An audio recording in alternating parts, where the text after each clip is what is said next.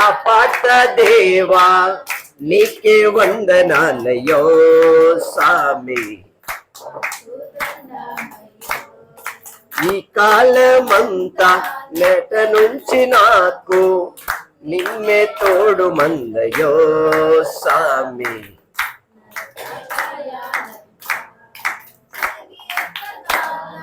కాపాట దేవా నీకే వందనాలయో స్వామి.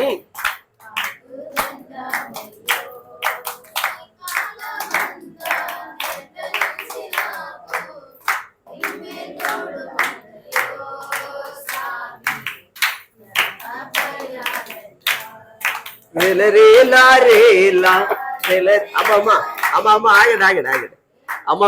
మీరు ఎట్లా పాడితే రే రే హుషారుగా సంతోషంగా పాడండి.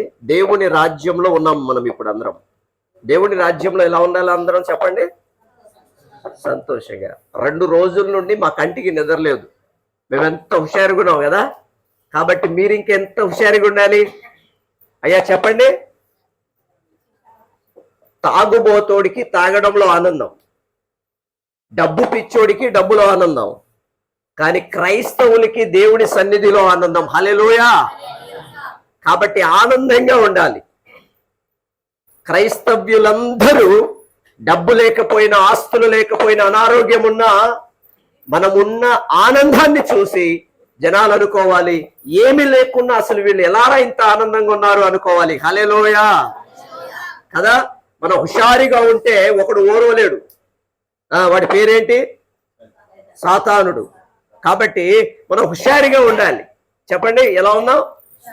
మరి ఈ పాట ఎలా? నాకు రానుండే నేను వాడుతున్నప్పుడు వచ్చినోడు ఎలా పాడాలి? గట్టిగా గంభీరంగా పాడాలి. ఆ రెలరేలా అనే పద చాలా బాగుంటది. తల్లి ఆ పాట ఫోన్లో తీసుంటే నాకు ఇవ్వండి. ఇప్పుడు కలిసి గట్టిగా పాడదామా?